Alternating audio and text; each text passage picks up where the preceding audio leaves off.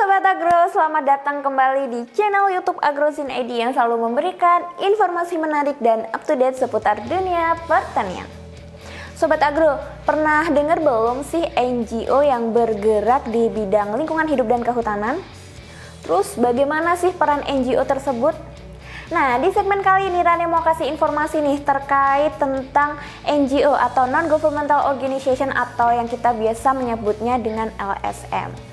Nah, berikut ini adalah beberapa daftar NGO yang concern di bidang lingkungan hidup dan kehutanan. Ada apa saja?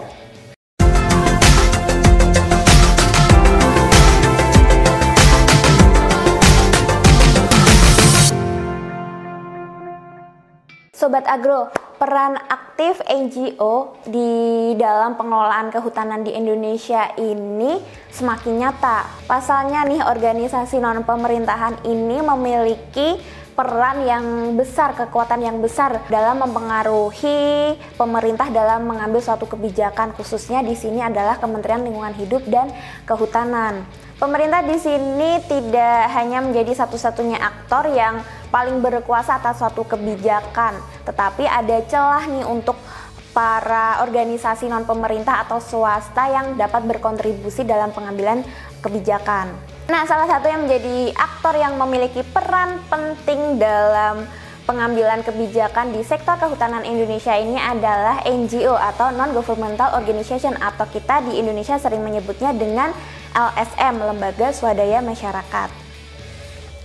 Nah, NGO Kehutanan Indonesia ini muncul dari terpusatnya kekuasaan dalam sektor kehutanan yang diambil alih atau yang dipegang secara penuh oleh pemerintah. Nah, NGO di sini memiliki peran sebagai penyeimbang dan juga sebagai gabungan masyarakat yang berada di luar pemerintahan.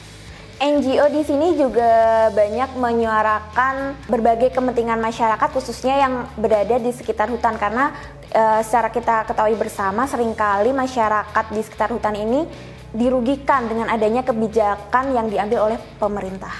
Nah, buat Sobat Agro yang belum tahu ada apa aja sih NGO yang concern di bidang lingkungan hidup dan kehutanan yang ada di Indonesia, berikut ini daftarnya.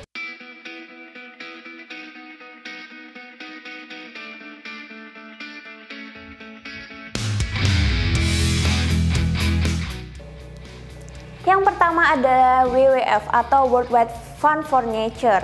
Nah, WWF ini adalah sebuah organisasi lingkungan dunia yang bergerak dalam konservasi lingkungan dan juga pengelolaan sumber daya alam. Nah, WWF ini memiliki kantor pusat yang berada di Glen, Swiss dan membuka program di seluruh dunia termasuk di Indonesia. WWF Indonesia ini bekerja di 32 kantor wilayah yang berada di 17 provinsi dan pastinya didukung oleh lebih dari 50 personil dan puluhan ribu donatur yang tersebar di seluruh Indonesia. Nah, terdapat sekitar ratusan proyek untuk melestarikan hutan, merestorasi, serta mengelola ekosistem dan keanekaragaman hayati Indonesia secara berkeadilan dan pastinya bertanggung jawab. WWF Indonesia sendiri juga menjalin kerjasama dengan LSM lain, kemudian menjalin kerjasama juga dengan pihak pemerintah, pihak perguruan tinggi, perusahaan, dan masyarakat. Sebagai organisasi nirlaba, segala program dari WWF ini menggunakan dana dari donatur. Nah, buat Sobat Agro juga bisa nih ikut berdonasi melalui program-program yang dilaksanakan oleh WWF Indonesia sebagai upaya Sobat Agro nih peduli terhadap isu-isu lingkungan.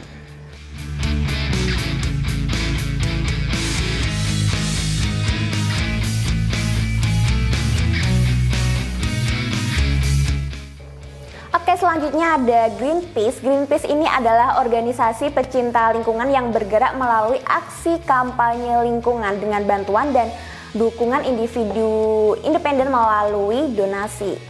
Greenpeace ini memiliki kantor pusat yang berada di Amsterdam, Belanda, dan anggotanya ini juga sudah tersebar di seluruh dunia, termasuk di Indonesia. Untuk kantor pusatnya sendiri, untuk yang Greenpeace Indonesia ini berada di Kuningan, Jakarta. Nah, sebagai organisasi kampanye yang independen, segala pendanaan program dari Greenpeace Indonesia ini berasal dari para donatur.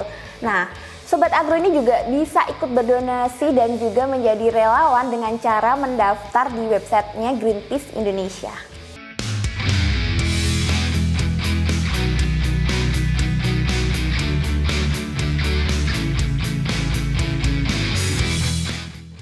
Oke, yang ketiga adalah CIFOR atau Center for International Forestry Research. Nah, CIFOR ini adalah lembaga nirlaba internasional yang berdedikasi untuk memajukan kesejahteraan masyarakat, kemudian untuk pelestarian hutan dan keadilan lingkungan. Nah, kantor pusat CIFOR ini berada di Kota Bogor. Selain itu, CIFOR juga memiliki kantor kerja di luar negeri, yaitu berada di Jerman, Peru, Kenya, dan Nairobi. Nah, jadi CIFOR di sini mereka ini melakukan penelitian yang dilakukan oleh para ahli dan hasilnya ini dapat membantu para pembuat kebijakan dalam mengambil keputusan khususnya di bidang kehutanan dan lingkungan. Selain itu, CIFOR ini juga membantu memperbaiki dalam pengelolaan hutan dan juga menyelesaikan masalah-masalah masyarakat yang berkaitan dengan kehutanan.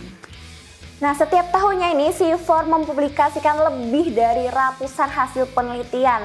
Nah, hasil penelitian CIFOR ini mencakup isu-isu tentang tata kelola hutan, perubahan iklim, restorasi, kemudian tentang agroforestry, dan masih banyak lagi yang pastinya tentang masalah-masalah di kehutanan.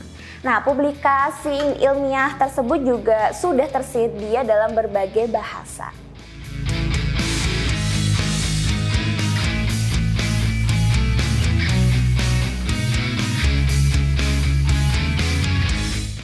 Oke, selanjutnya yang keempat ada FSC atau Forest Stewardship Council. Nah, ini adalah FSC ini merupakan organisasi internasional yang fokus pada skema sertifikasi hutan untuk standar keberlanjutan. Nah, anggota FSC itu tersebar di seluruh dunia, salah satunya berada di Indonesia. Untuk FSC Indonesia sendiri sudah berdiri sejak tahun 2013 dan sekarang alamat kantornya berada di Jakarta. Nah, jadi FSC ini sering membantu perusahaan, pemerintah, maupun masyarakat dalam menjaga hutan dari kerusakan melalui penerapan standar sertifikasi yang tinggi.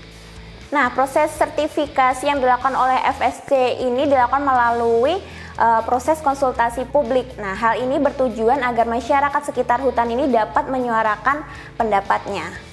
Jadi FSC ini menerapkan dua sertifikasi, yaitu sertifikasi pengelolaan hutan dan juga sertifikasi lacak balak. Nah, tujuan dari sertifikasi ini untuk memastikan bahwa praktik pengelolaan hutan yang dilakukan oleh pemilik lahan ini telah memenuhi standar keseimbangan baik dari aspek lingkungan, sosial maupun ekonomi. Dan juga ini FSC memastikan bahwa produk kayu yang bersertifikat FSC itu menggunakan kayu yang berasal dari hutan bersertifikat FSC, kemudian produknya itu diolah dan disimpan terpisah dari produk yang tidak bersertifikat.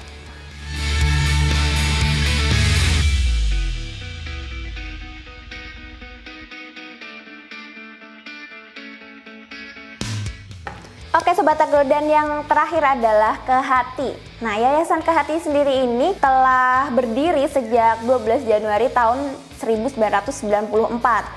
Nah, KeHati ini merupakan organisasi nirlaba pengelola dana hibah mandiri yang memfasilitasi upaya pelestarian dan pemanfaatan keanekaragaman hayati secara berkelanjutan di Indonesia.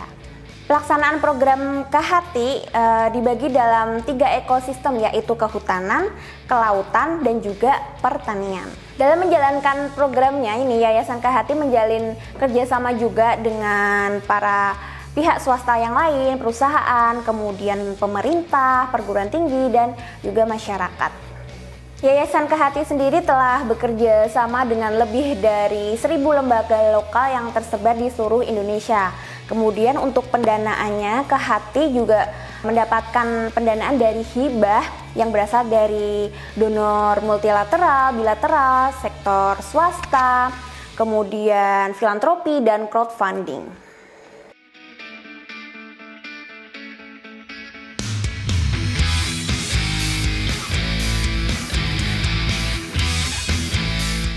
Nah Sobat Agro, itu tadi 5 NGO yang concern di sektor lingkungan hidup dan juga kehutanan. Sistem pengelolaan kehutanan dan lingkungan hidup di Indonesia ini yang kita ketahui terpusat pada pemerintah ini kerap menyebabkan konflik kepada masyarakat khususnya yang berada di sekitar hutan. Nah, seringkali masyarakat di sekitar hutan ini adalah menjadi pihak yang dirugikan. Nah, oleh sebab itu dengan adanya NGO ini bisa menjadi jembatan dan juga penyeimbang suara-suara masyarakat terhadap kebijakan pemerintah terkait kehutanan dan pastinya terkait tentang lingkungan hidup. Nah Sobat Agro, semoga informasi mengenai NGO yang ada di Indonesia yang bergerak di bidang kehutanan dan lingkungan hidup ini dapat menambah wawasan kita semua. Dan juga nih semoga kita dapat semakin sadar dan juga ikut berkontribusi dalam penyelesaian masalah-masalah atau isu terkait lingkungan hidup dan kehutanan. Terima kasih sudah menyaksikan video ini sampai akhir. Sampai bertemu di video-video menarik lainnya. Bye!